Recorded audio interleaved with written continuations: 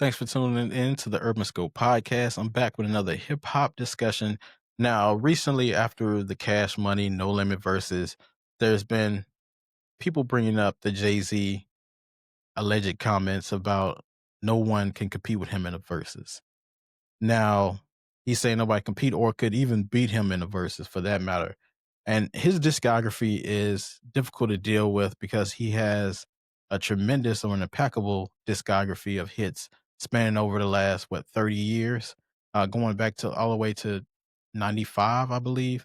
So 96, actually. So close to 30 years, he has produced music at a high clip. Now, in the last probably 10 years or so, not so often, but the first 20 years of his career for sure, he's been releasing music at a very high clip, a lot of hits, a lot of singles that have stuck with people that meant a lot to hip hop, songs that you pretty much couldn't tell the story of hip hop without. But I think styles make fights and versus is a scene for music other than Jay Z's. So there are a lot of tracks that can get more recognition and more reception from the crowd and the eyes of the fans as far as versus goes because versus is a unique stage that's based off crowd reaction, what you play versus the other person, and a lot of things. And that's why I say styles makes fights because you might be a haymaker puncher, but if you got a very good defensive fighter, you can counteract that. And I believe there's some good counter punches in a versus Jay. Now, I do think there are several rappers that can stand on that stage with Jay and give him a good fight, even could win the fight, figuratively. Um, that has more popular music than Jay does, and more songs that would ring off in a club. Because versus is pretty much a club setting. Essentially, it's not a studio session where you're going back and forth. This is about popular music. It's about what hits off the most, what has the most appeal to it, the better production. And we know there's several artists that has that, and the first one, obviously, that most people would think about is Lil Wayne. Now, recently, he hasn't been Lil Wayne, but his career, he's been Lil Wayne. So his catalog with his solo career, and then you can even mix in some of the stuff he's done with Cash Money, which will pretty much be back that thing up. Um, but the music that he has can stand there with Jay Z. Now, songs like A Millie, Lollipop, Comfortable, Got Money, Hustler Music. Now, these songs could do it. And then he even has mixtape songs that he can put out there if you want to go that route, because he has a ton of mixtape material, a ton of features that he has that he can do. Um, that Love in the Club remix, that's a song that can get a point pretty much anywhere you play it. So he has a lot of music from different avenues, from solo, group, features. He has the gamut. So he is an artist that could stand there with Jay. And another interesting thing is his first four albums. So the Carter 1, 2, 3, and 4 are all essential albums in Apple Music, and that's very rare for an artist to have on Apple Music because a lot of things I thought would be essential, considered essential in Apple Music, is not considered essential for some of these artists. But they put his first four albums up there, so that just shows you the catalog that he has and the ability he has to stand with Jay.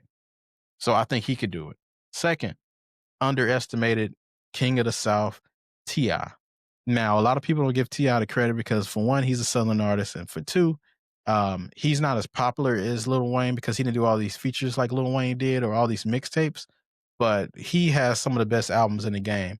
I don't think he's ever released a project I really didn't like. Maybe I'm Serious, which is the first one, and that's because he was with a different label and he didn't get a lot of support, so he didn't have a lot of production and things like that. But every album after that, he's been producing at a high clip, and he has to be respected as well. His catalog is impeccable.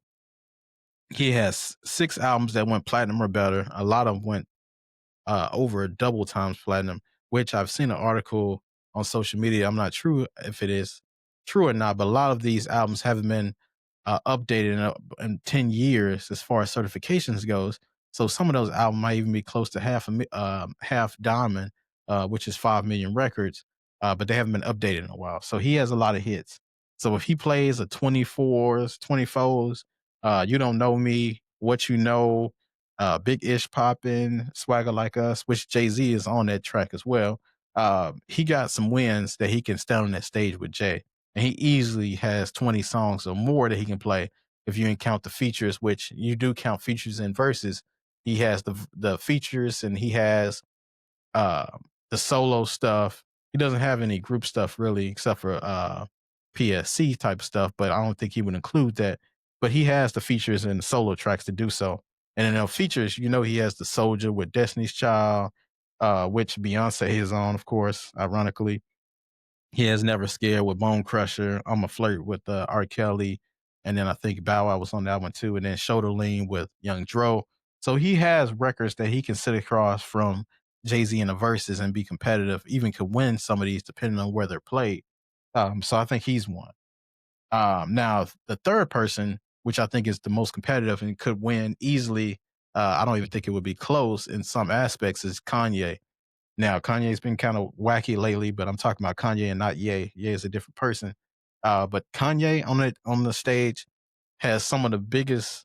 Well, he's produced some of Jay's biggest records, especially on the Blueprint and thereafter. But he has some of the best solo work ever. All of the lights, So Appalled, Flashing Lights, Stronger, Touch the Sky, Through the Wire.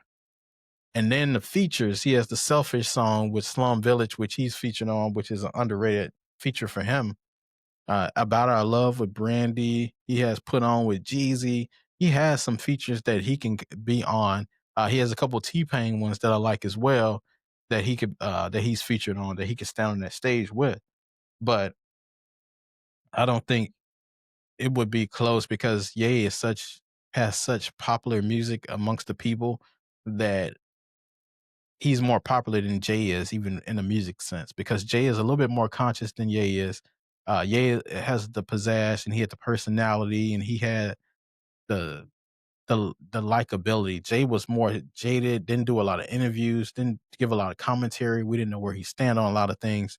Kanye was out there before he, went totally left, and he was able to appease to, let's just say what it is to the whites and to um, the minority population of like Asians and things like that. So his music would stand a lot different depending on what the crowd is like.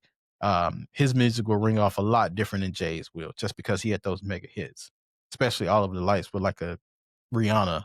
And if he brings out Rihanna, it's going to be all over. But a sleeper pick of mine is Andre 3000 because even though most of his music will come from a group catalog, but he has legendary verses. And then he has a couple solo songs as well that could do it. His verses on Elevators is one of my favorite verses of his of all time. If he performs that, I mean, that's could get pretty much anybody out of there. So Fresh, So Clean is another legendary verse. An underrated song of his is the Mighty O song from that Idlewild soundtrack. Another legendary verse that he had. I Can't Wait with Sleepy Brown. The International Players theme, one of the best verses ever from hip hop artists. And then Art of Storytelling Part 4, which is another one that people don't talk about because it was on a DJ Drama album compilation that he put out, but it doesn't get a lot of respect. So I think he has 20 songs that can compete with Jay, easily if you count the catalog of some of the stuff from Outkast. Probably won't even be fair at that point, but then lastly, another artist that people won't respect because he's from the South and he doesn't do a lot of media. He doesn't do a lot of publicity and things like this is Future. Now, Future, of course, he's another Atlanta artist. And most of the artists I talked about were Atlanta artists that can compete with Jay. But with the East Coast bias that a lot of people have, especially those on the East Coast, that they're not going to consider Future an artist that can get up with Jay. But he's very underrated as far as hits goes. And looking up his stats, Future has 9 straight albums that went number one on Billboard.